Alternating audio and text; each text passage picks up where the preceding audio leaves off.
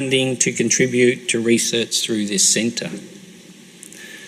Provided funding to accelerate on-ground action through the upskilling of trusted advisors, farmers and land managers in the carbon farming outreach program.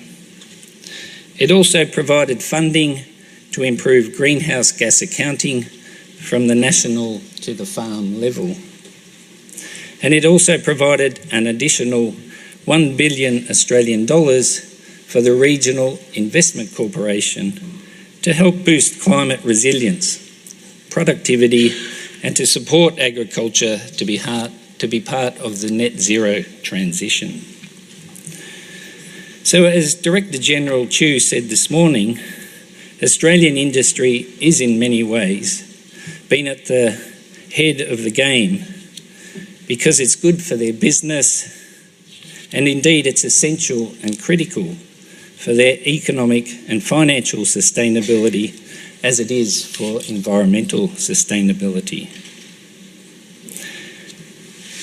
Emissions from the red meat industry have already reduced by 65% since 2005. Our meat and livestock industry has committed to contribute to Australia's net zero ambitions, and our dairy industry has set a target to reduce a greenhouse gas emissions intensity across the industry by 30% by 2030. So both the Australian government and Australia's livestock sector have taken measures to make the livestock industry more sustainable. Our commitment to investment in research and development to support innovation is central to Australia delivering a sustainable and a profitable sector. This is why the Australian government co-invests with our industry by around $1 billion per year through our 15 rural research and development corporations for priority research areas, including to improve productivity, profitability, efficiency, sustainability, and mitigating and adapting to climate change. So this model ensures that for every dollar of government R&D investment, we generate nearly $8 in return for farmers over the course of 10 years. So for example, RDCs have invested in research into grazing methods for Australia's unique and semi-arid rangeland habitats, the use of remote sensing technology to assess pasture conditions, and education and training workshops for livestock producers, leading to improved grazing management and practices. A 2021 Australian Bureau of Agriculture and Research Economics and Science survey of Australian farming practices found that over the preceding 3 years, 68% of farms destocked early in low rainfall periods to preserve ground cover, 27% of farms had reduced long-term stocking rates, and 61% of broad-acre grazing farms and 86% of dairy farms had implemented a form of conservation grazing, that is cell, strip or rotational grazing. So industry is embracing the transition to sustainability through the development of sustainability frameworks.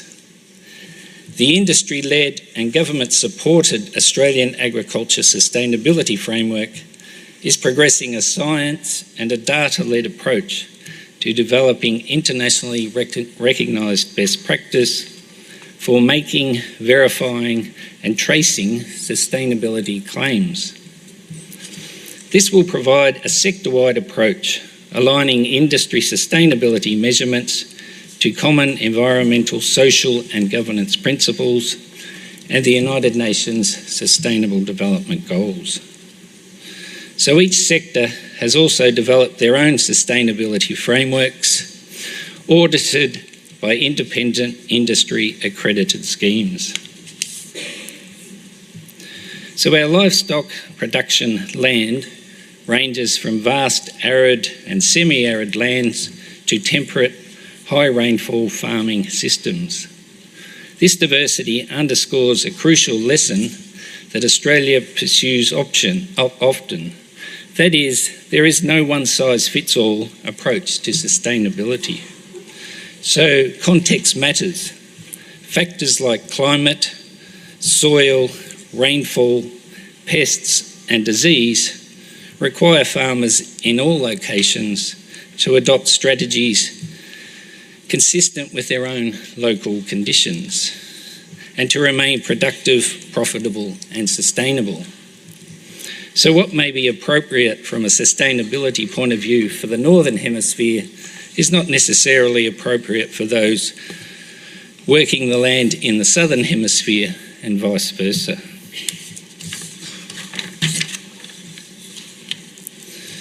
Colleagues, free and open global trade, underpinned by the multilateral trading system and science and risk-based decision-making, is essential to accelerate the transition to best practice sustainable agriculture production. And Australia continues to support and work with others, including many of you in the room today, in support of the multilateral trading system at this difficult and indeed challenging time. Australia has a set of domestic policy settings to help our farmers promote efficiency, innovation and sustainability without environmentally harmful subsidies or other market distorting measures. Instead, we rely on factors such as market forces and investment in innovation, science and capacity building to deliver positive sustainability outcomes and support on-farm decision making. These trade settings empower the context-specific, science-based and outcomes-focused policies and investments needed to produce more food while reducing environmental harmful impacts. So the Australian livestock sector continues to improve our livestock industry practices so that they can leave our land better for the next generation.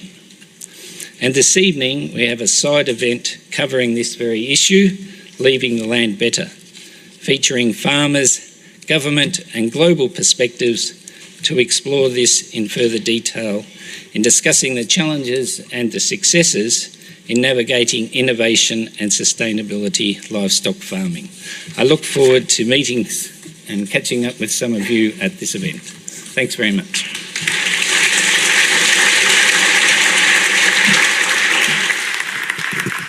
Thank you very much, Your Excellency, for sharing Australia's ambitious goals for emission reduction, as well as emphasising the need for context and how important it is that we don't take the one-size-fits-all approach when it comes to sustainable livestock transformation.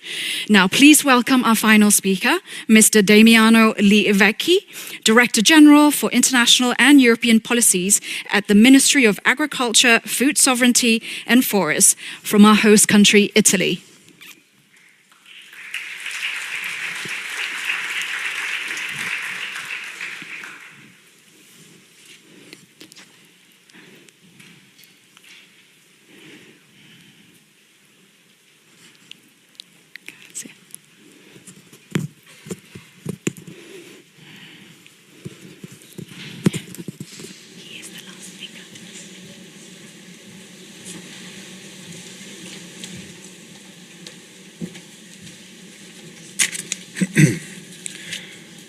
Your Excellencies, distinguished guests, ladies and gentlemen, I am honored to take part in this important event on sustainable livestock transformation. Breeding in Italy is now guided by an increasingly pressing imperative, sustainability. At the heart of this transformation, there is a growing awareness of the environmental limits of our planet and the need to ensure food security, food sovereignty and animal welfare. The objective is to encourage the evolution of the livestock farming towards a more sustainable and ethical models. I start by providing you some background information concerning the initiatives recently undertaken by the government and the parliament. To improve animal welfare and health conditions, the Italian Parliament in 2020 approved a law which established a national quality system for animal welfare. The system takes into account all health and animal welfare requirements that exceeds those requested by both European and national standards. These requirements are in compliance with technical rules relating to the breedings of animals intended for food production, including the management of gas emission. The national quality system is also implemented to meet the demand of a growing number of consumers who consider the animal welfare and environmental sustainability of livestock production as essential elements for a more targeted and informed choice. In fact, all market research carried out in the recent years highlight a growing interest by European citizens who are increasingly asking for better breeding conditions and clearer information for food products labels. Therefore, providing complete information for making conscious food choices, also in relation to the different dietary, nutritional and ethical needs, has become a priority. The quality system for animal welfare was also established to regulate the certification schemes existing so far, in order to provide clearer rules and guarantee correct information to consumers. Participation to the national quality scheme is voluntary. The interested parties commit to implement a series of good practices described in specific protocols and are subject to compliance checks carried out by independent certification bodies. The certification obtained allows the use of information that differentiates the marketing and labeling of animal and dairy products. To encourage farmers to join the system, the government has foreseen incentives through the CAP strategic plan for 2023-2027. These incentives in particular aim to fight the phenomenon of antimicrobial resistance. The first experience in Italy for a concrete integration of health and agricultural policies. The Italian CAP strategic plan, under the so-called eco-schemes, includes an intervention establishing payments for reduction of use of antibiotic and improving animal welfare as well. The commitment is aimed at supporting the transition process toward a more sustainable farming model, raising the quality of healthiness of agri-food production, reducing antimicrobial resistance and improving animal welfare, in the awareness that animal welfare and medicine consumption are interconnected elements. In fact, the encouraged use of antibiotics, other than leading to an increase in the potential health risks for farmers, might be responsible for reducing both the efficiency of farm and the safety of production.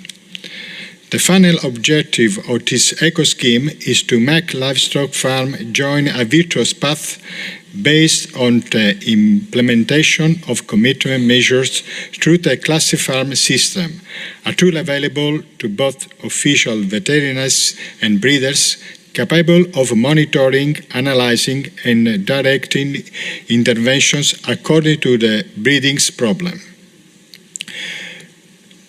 The elaboration makes it possible to measure the current consumption of medicine, taking into account the active substance used, the number of animals treated per each farm, and they can be analyzed in aggregate form to allow studying the phenomena on a large scale. The adoption of this kind of sustainable farm methods brings a number of tangible benefits, not only for the environment, but also in terms of product quality, animal health, and ultimately human health. To conclude, let me share some considerations based on the experience gained during these years, which could be useful suggestions for the future. Firstly, the possibility of supporting virtuous behavior with financial contribution, even of a modest amount, it is of fundamental importance. Before the introduction of CAP support for antibiotic reduction, only 2,000 cattle farms were registered within the Classic Farm. At the end of 2023, after the first year of implementation of these incentives, the number of registered cattle farms increased to more than 78,000. Next, breeders are absolutely open for adoption, innovation, and changing their own behavior, especially if this behavior are clearly connected to improvement in farm management. Then, there is a shortage of truly qualified professionals capable of supporting the breeding system in its ongoing quest of sustainability, especially in some areas of the country. Both university and professional training programs need to be reoriented to fill this gap. Finally, the institution should support its path with targeted and effective policies capable of giving real support to the production sector. Thank you very much for your attention.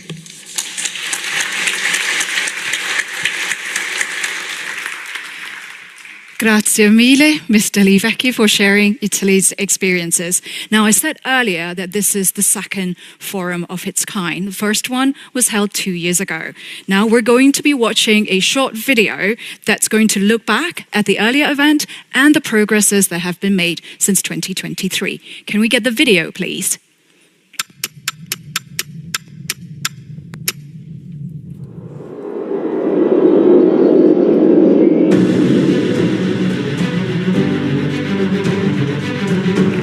Good morning, Your Excellencies, distinguished guests, ladies and gentlemen. Welcome to the first ever global conference on sustainable livestock transformation. 2 years ago, the world gathered. The first global conference on sustainable livestock transformation. Now, as we move forward, it's crucial we translate our words into concrete actions. A movement was born. Since then, the journey has continued. Regional conferences across every continent, local challenges met with shared solutions, partnerships strengthened.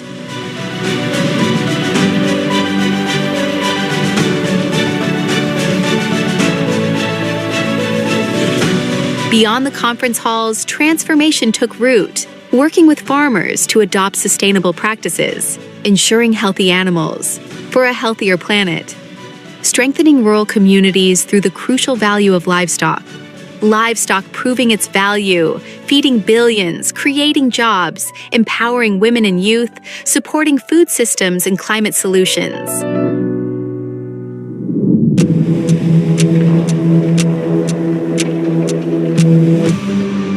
But the challenges are real. Rising demand, pressure on land and water, transboundary animal diseases, the environmental and climate crisis, antimicrobial resistance. At this crossroads, the future of livestock is at stake for people,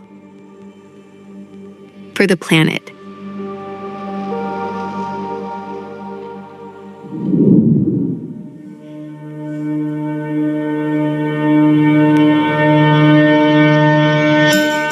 Across the world, change is possible when we act together. Governments, scientists, producers, and communities, bridging challenges with solutions, driving innovation, building resilience. Partnership is the catalyst for transformation.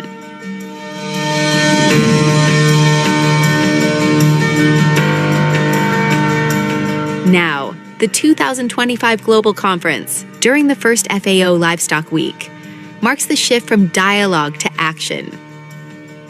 Here, we will unite behind a global plan of action for sustainable livestock transformation, fostering change, scaling innovations, and driving solutions. This is our moment to shape a new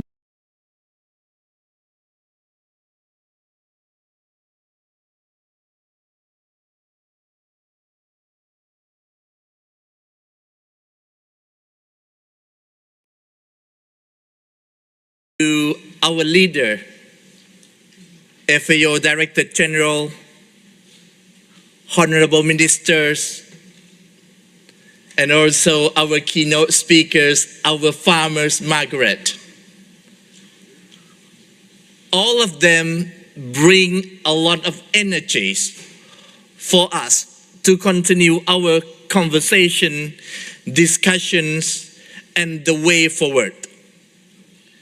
As Director General repeat many times during his speech, or even though in his video previously, we need to translate our action, our discussion into action at the ground level. And this morning, I know that you have a long queue when you enter to FAO building. The world is not just our challenge, but it's our joint responsibility, mission, and our responsibilities for health, for sustainability, and resilience. If you look at this slide, you can see very well that for the next 20 years, once the population is growing, the demand is growing, and by 2050, the global demand of animal source food will continue and will rise at least more than 20% of today. And that's why our farmers, our producers, private sectors, governments, academia, even though financial institutions need to discuss how to make sure that we have a better production. As you know as well, over the past decades, livestock sectors, even though livestock farmers, have been criticized